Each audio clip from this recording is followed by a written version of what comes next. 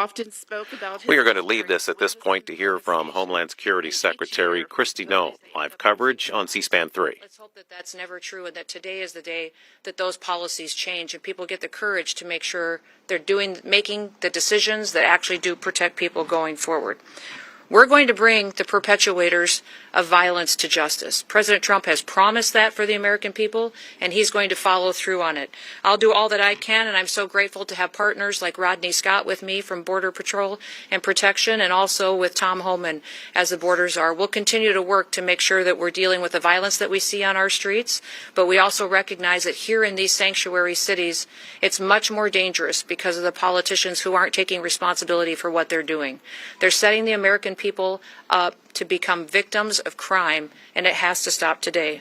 I'd ask you all to keep our law enforcement officers in your prayers, their families, as they face the environment that they do every day while they do their job.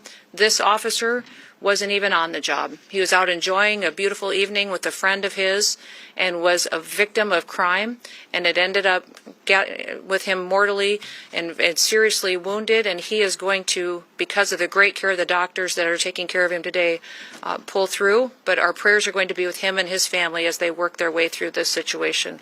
With that, I will turn it over to Rodney Scott, who is the Commissioner of our Customs and Border Protection. Thank you, ma'am. Thank you for being here. Thank you, Madam Secretary, for all the support that you've given us and the support you're showing our officers today and the comments that you just made. My name is Rodney Scott. I'm currently the Commissioner of United States Customs and Border Protection. But as I talk, I want you to remember that I was also the Chief of the United States Border Patrol until 2021.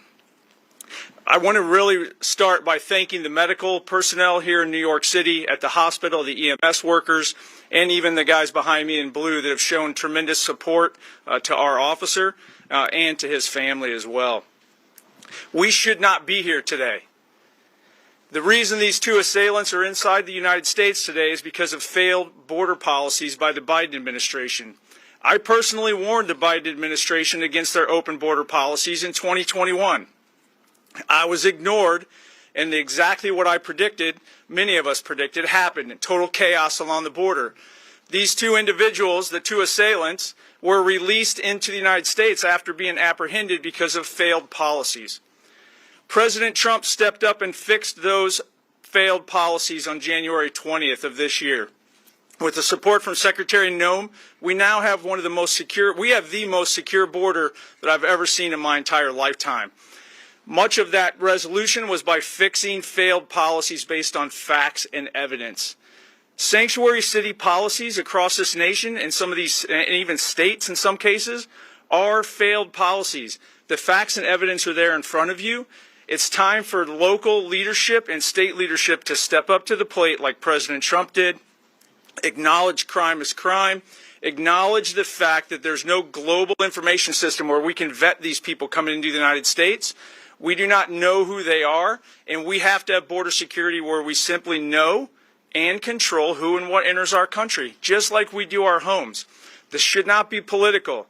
I'm calling on all state and local leaders to step up to the plate, get rid of these sanctuary city laws, and simply enforce the laws on the books. Work with your federal agencies so that we can actually root out these criminals from our neighborhoods. Last but not least, I should have said this up front, thoughts and prayers for our officer and his family, and I would ask that you keep them in your thoughts and prayers as well. Thank you for your time, but please remember this. This was 100% preventable. It was caused by bad policy, and it can be fixed with good policy. Thank you.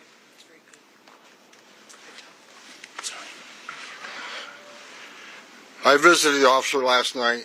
Of course, he was heavily sedated, so I didn't have words with him, but I did talk to his family. They're devastated. It's just a shock to the soul when you walk in and see that young man laying there. Secretary said it, Rodney said it, sanctuary cities are sanctuaries for criminals. Hard stop. I've been doing this since 1984. I've never seen a situation where I see it today. New York City, how many times do you want to see NYPD attacked by illegal alien criminals in this city? Now a federal officer. How many citizens in this city have been attacked by illegal aliens in this city? You see the polls. Everybody agrees we should be arresting public safety threat illegal aliens, but you got a city council here that locked us out of Rikers Island. Are you kidding me? So an illegal alien in Rikers Island we can't talk to, we don't have access to. That makes the city unsafe. Every sanctuary city is unsafe. I'll say it again, sanctuary cities are sanctuaries for criminals. And I'm going to work very hard with Secretary Noem to keep President Trump's promise and his commitment several weeks ago that sanctuary cities are now our priority. We're going to flood the zone. You don't want to let us into jail to arrest a bad guy in the safety and security of a jail. You want to release him into the street, which makes it unsafe for the community, makes it unsafe for the officer, makes it unsafe for the alien. Anything can happen on a street arrest. So what we're going to do, we're going to have more agents in New York City to look for that bad guy. So sanctuary cities get exactly what they don't want, more agents in the community and more agents in the work site. If we can't arrest that bad guy in the safety and security of the county jail, then we'll arrest him in the community and we'll arrest him in the jail. And when we arrest him in the community, if he's with others that are in the country illegally, they're coming too. Sanctuary cities are sanctuaries for criminals. President Trump is not going to tolerate it.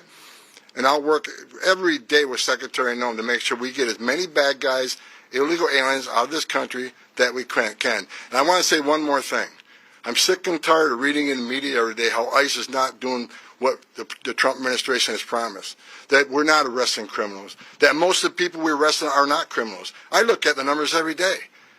The numbers I looked at the other day, 130,000 arrests and 90,000 criminals. Do the math, that's 70%. And who are the others? Others are those who have final orders, who had due process at great taxpayer expense. A federal judge ordered them removed, so ICE's job is to remove them. Who are the rest of the people? National security threats. Under Secretary Noem's leadership, they've arrested several hundred Iranian nationals. National security threats. They may not have a criminal conviction, but they need to be detained. They need to be arrested and taken off the streets of this country. Then I read another story about how most people in ICE detention aren't criminals. Now the story is how bad of a criminal they have to be. I saw a story the other day. Only 1% of the illegal aliens removed were murderers. Are you kidding me? Being in the country illegally is not illegal anymore? You got to commit a murder to be deported? If you look at ICE detention, I'll say it again. Look at detention. Who's in detention? I look at the numbers this morning. A majority are criminals, have criminal history. Who are the rest? Final order cases, who a judge ordered removed. The others are expedited removal. By federal statute, demands they be detained. So for the media out there, let's try telling the truth about the men and women of ICE and the men and women of the Border Patrol. I wore that uniform. I was an ICE agent. These are the finest men and women in this country that put their lives on the line every day for this country. I buried Border Patrol agents. I buried ICE agents. Luckily, thank God, we're not burying one today. Enough. I love the men and women of ICE. I love the men and women of the Border Patrol. They're finally doing the job they took an oath to do, and they got a great leadership of Secretary Noem, who's going to enforce the law without apology. I appreciate your leadership, man. That's all.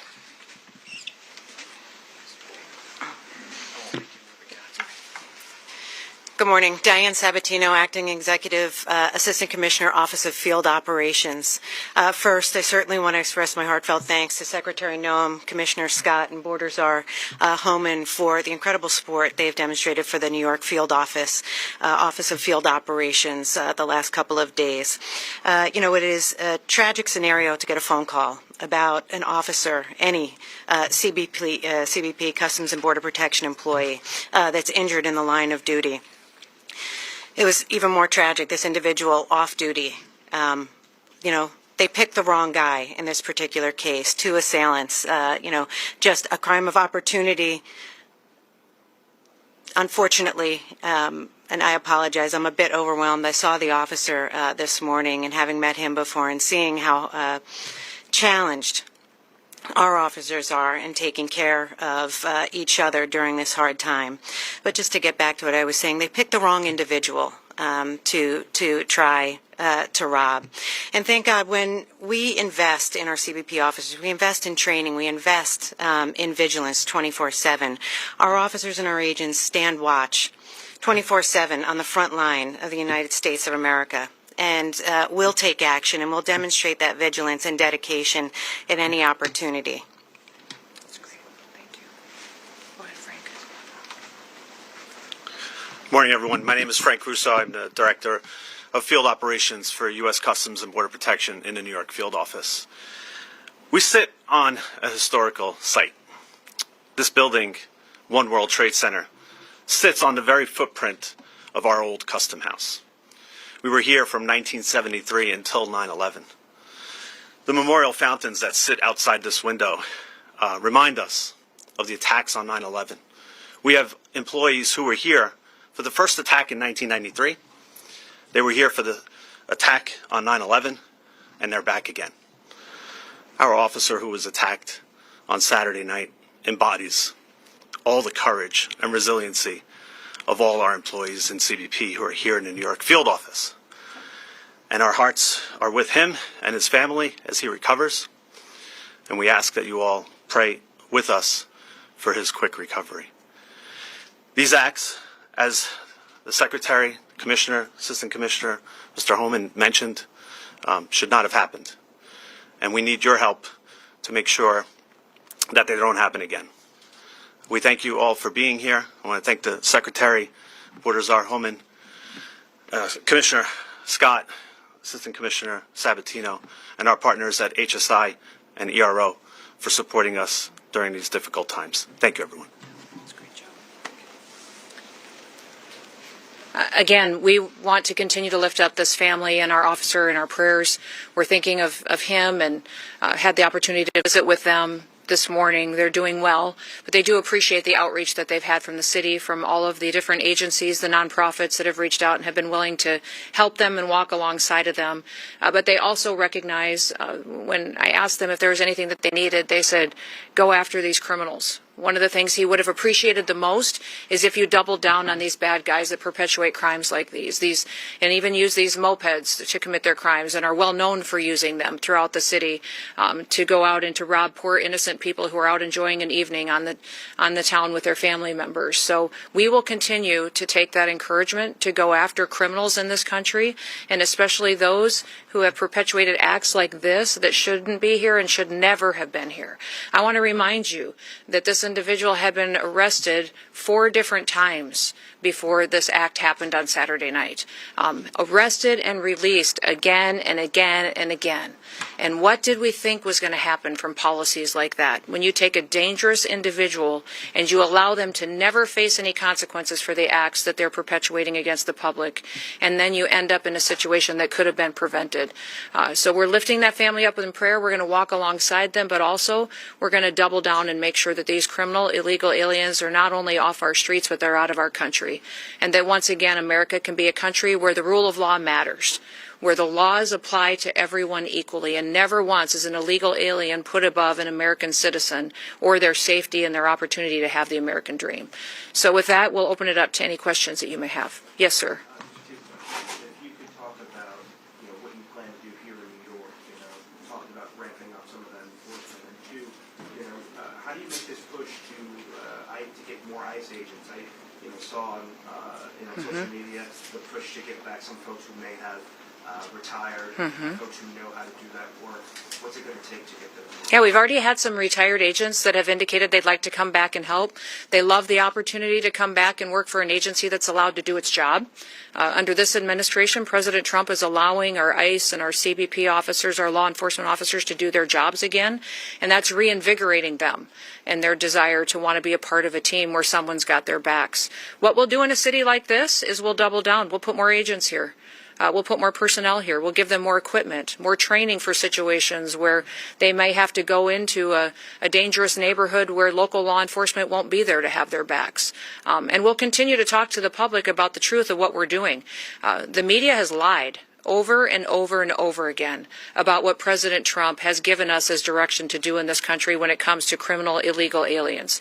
We have prioritized them. They are our targets. We're going to go after those individuals that are perpetuating crimes in our country and remove them and get them out and have them face consequences for what they're doing. So what you will see when you have a mayor like this, a city council like this, that's allowing their people to be victimized, is that we will follow through on our promises. We'll put more people here, more agents, more resources, and we'll have more federal agencies deployed in task force models so that they can go out and do their operations and do them safely. Yes, sir. Terry, on targeting violent people. Mr. Bowman just said we're going to flood the community, and if there are people in the country illegally not accused of crimes, we'll pick them up too.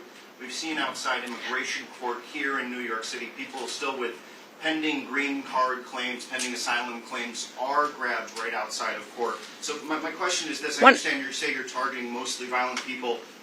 Are you not undercutting your own argument when you arrest those others? Absolutely not. What we're doing is we're targeting those individuals that are perpetuators of crimes in this country, those who have final removal orders, those who have undergone due process and are needing to be removed from this country. We will do that. The biggest problem we have here in this city is that they don't honor our detainers, is that they're releasing people out of the court system, out of jails, and we have detainers against them, and local law enforcement isn't cooperating with us to honor those so that we can get these individuals off the streets. So we're going to continue to do that work every day, but it would be much safer for law enforcement, much safer for the public, if we could do it in partnership with local law enforcement. And we do that across the country. In so many states, we have agreements with city police, with sheriffs, with local law enforcement who partner with us to make sure our officers can be safe while they do this work, and we can clean up communities that are victims of crime. Unfortunately, here in New York City, it's a different situation, because here people play politics and then you have innocent people get hurt. And that shouldn't happen anymore. Just to be clear, Yes, there wouldn't ma'am. be so many of those arrests Yes, of ma'am. people not accused of criminals if law enforcement, not accused of crimes, if local law enforcement cooperate. That's what you're saying? It depends on if you're talking about those who have charges against them, those who have pending charges, those who have final removal orders. Those all continue to be our focus as well. Go ahead. Yes. Yesterday we learned the suspect, Miguel Francisco Mora Nunez, was once deported and then re-entered the country illegally through the Arizona border sector. Can you explain how and why that was able to happen? Well, if you look at what happened during the Biden administration, which is when he entered this country, was that basically anyone who crossed the border was granted an asylum and given a notice to appear in court, and he never did. Never showed up, of course, which was happened with millions of individuals who came into our country. And that's the task that we now have under the Trump administration, is cleaning up the ramifications of that invasion of our country. Remember, people came to this country through an open border and those policies that were terrorists, suspected terrorists, people who were violent criminals from across the world, individuals who were emptied out of prisons and mental institutions, and they came to this country, and Joe Biden and his administration just opened the door and let them flood in. The individuals that perpetuated this crime and violence against our law enforcement officer on Saturday night and his friend were two of those exact same type of individuals that crossed the border under those policies. They shouldn't have been here. They had been arrested in the past and released again. I'm thankful we have a president now who's not going to allow that to happen anymore.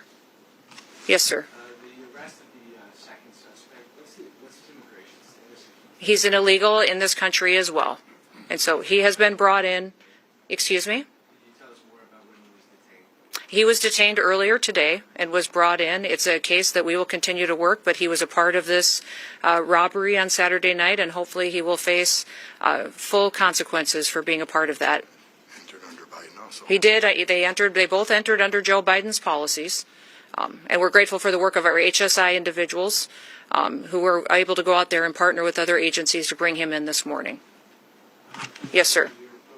Are there going to be any federal consequences for, I mean, you clearly laid the blame at the feet of our mayor and our legislature. And your city council. And our city council. Yes. Are there going to be any federal consequences for courts that continue to release migrants who are not only here illegally, but have committed or are charged with committing violent predicate felonies?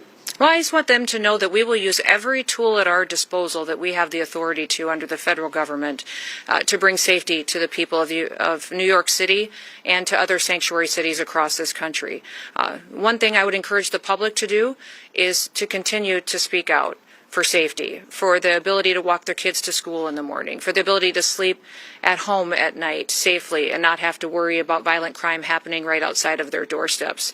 I've been here in the city several times doing different operations with our ICE officers, with HSI officers, and it's amazing to me how you can be out on the street early in the morning while we're incarcerating many of these individuals who perpetuate violent crimes, and the citizens who live in those neighborhoods walk by us and they say, "Thank you. Thank you for being here. Thank you for helping us. Nobody would help us, and we've had to live like this for years. Thank you for giving us the chance to be able to walk down our street again without having to worry about who's going to attack us, who might hurt our children, or what might happen to our small business today. That's our mission every day, is to make sure that we're not going to do what Joe Biden did, or what these sanctuary politicians do. They decide who has to be a victim and who doesn't be a victim when they pick and choose who they're going to uphold the law against and who they're not going to. And many times their policies have treated illegal criminals better than they have U.S. citizens. It's wrong and it needs to stop. And this situation on Saturday night where our officer was shot and wounded and hurt and is in the ICU right now in the hospital fighting for his life, that had to happen because it shouldn't have happened. It wouldn't have happened if we would have had the right leadership in this city. Yes. Hi, I'm Elaine with the New York Times. I'm curious, which sanctuary city policies do you think would have prevented this from happening? And was there an ICE detainer for the man who was arrested? I can't speak directly if there was an ICE detainer out against this individual right at this time, but he had been arrested 4 different times, had several charges against him. If you remember, I spoke about his charges in Massachusetts as well for kidnapping. He had charges against him for larceny. This individual should have been deported and never been in this country, and that is one of the individuals that should have been prosecuted for his crimes, and then he would have been on our radar and we would have been able to remove him. And if I could, there was a Yes. detainer, but the issue, as the Secretary said, he was arrested at least 3 or 4 times by NYPD, but they're not allowed to work with ICE on your sanctuary city policies. That's what the Secretary's getting to. Cops should be working with the cops. This should be a nonpartisan issue. Cops working with the cops to keep New York safe. We're not asking them to be immigration officers. We're asking them to help us remove public safety threat illegal aliens from this country, but NYPD is not allowed to do that, and that's exactly what happened in this case. Have you spoken with Mayor Adams about this, and what was his response? We have spoken with him about the policies before and asked him to change those policies. There's times that the NYPD, and I believe that's still in place, that if one of our officers is in jeopardy, they're still backing us up on that, but not doing operations with us, which does happen in many other cities and other jurisdictions. We wish we had that kind of partnership with Mayor Adams, and I know you guys have got a leadership election in this country or in this city that's going to be happening soon.